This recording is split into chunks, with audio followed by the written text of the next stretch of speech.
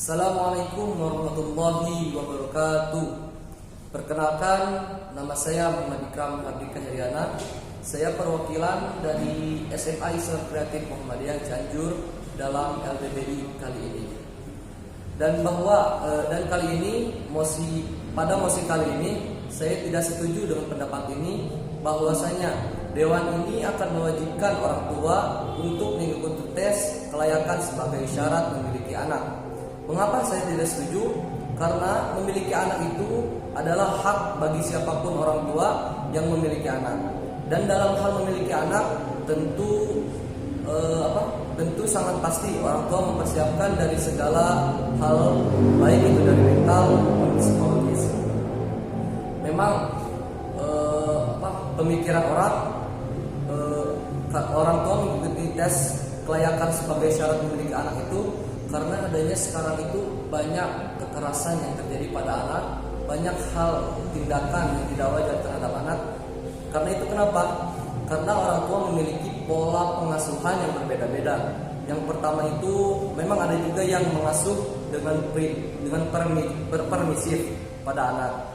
Permisif itu bisa kita artikan sebagai kita terlalu membiarkan anak berleha-leha atau bermain game atau hal lainnya. Kita tidak memberi aturan terhadap anak tersebut, sehingga anak tersebut pun menjadi liar dan berperilaku buruk sehingga memancing kepada mental orang tua.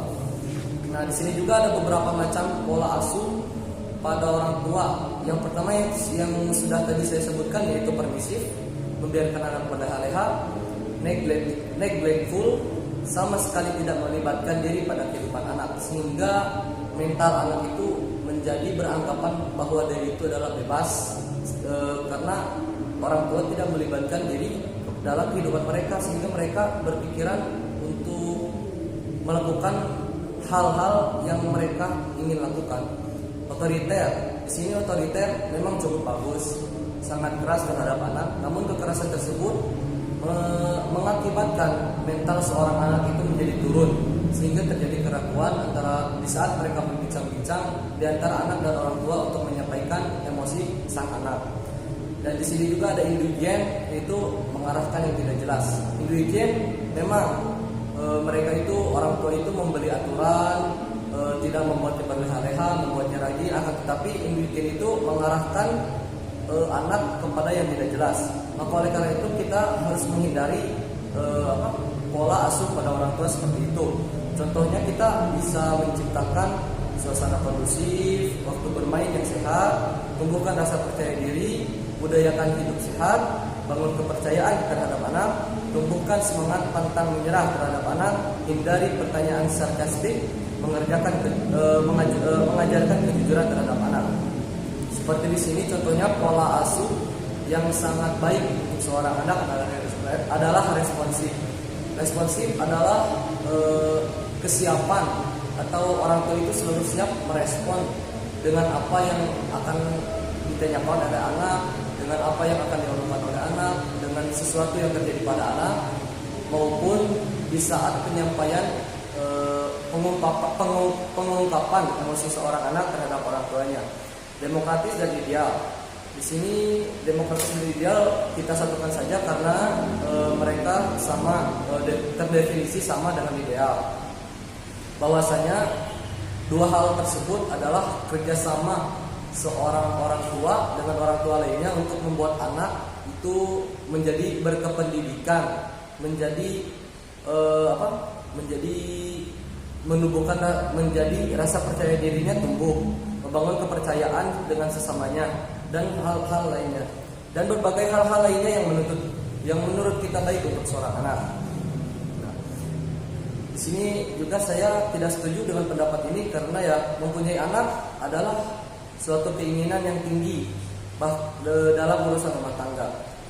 Bahkan itu bisa mencapai harapan orang tua yang tinggi. Karena memang mungkin di saat pertama kali kita mempunyai anak memang akan terasa aneh. Namun seiringnya berjalan waktu, kita itu pasti akan terbiasa sehingga muncul sikap keibuan dan keorangtuaan kita terhadap anak tersebut. sehingga kita akan menjadi terbiasa dalam hal rumah tangga tersebut dan menjadi anak, dan seorang anak itu malah menjadi kebaikan untuk rumah tangga tersebut. Dan untuk hal yang selalu ramai untuk dibahas, yaitu adanya penyiksaan pada anak, kekerasan pada anak, dan tindakan yang tidak baik kepada anak dan hal lain sebagainya, itu biasanya terjadi karena pernikahan yang tidak wajar. Kenapa di sini saya menyebutkan pernikahan yang tidak wajar? Karena rata-rata orang yang menikah dengan pernikahan yang tidak wajar itu, mereka sebelum menikah saja mentalnya sudah terbebani oleh permasalahan mereka tersendiri. Apalagi di saat mereka mempunyai anak, entah itu dalam ekonomi, entah dalam urusan mental ataupun psikologis, mereka akan sangat terganggu. Oleh karena itu mereka akan melakukan hal-hal yang keras terhadap anak tersebut. Nah, saya akan mengajak Anda yakin dan semuanya yakin bahwa di sini jika memakai logika saja, jika ada tes kelayakan terhadap orang tua, itu sangat tidak memanusiakan manusia, karena itu melanggar asas manusia, asas hak manusia.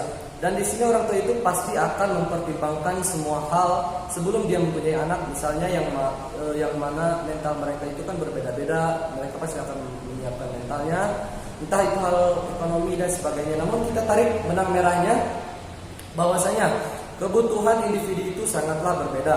Orang tua, oleh karena itu, bagi semua orang tua yang ingin atau sangat ingin bahkan dalam mempunyai anak, maka persiapkanlah mental yang paling utama.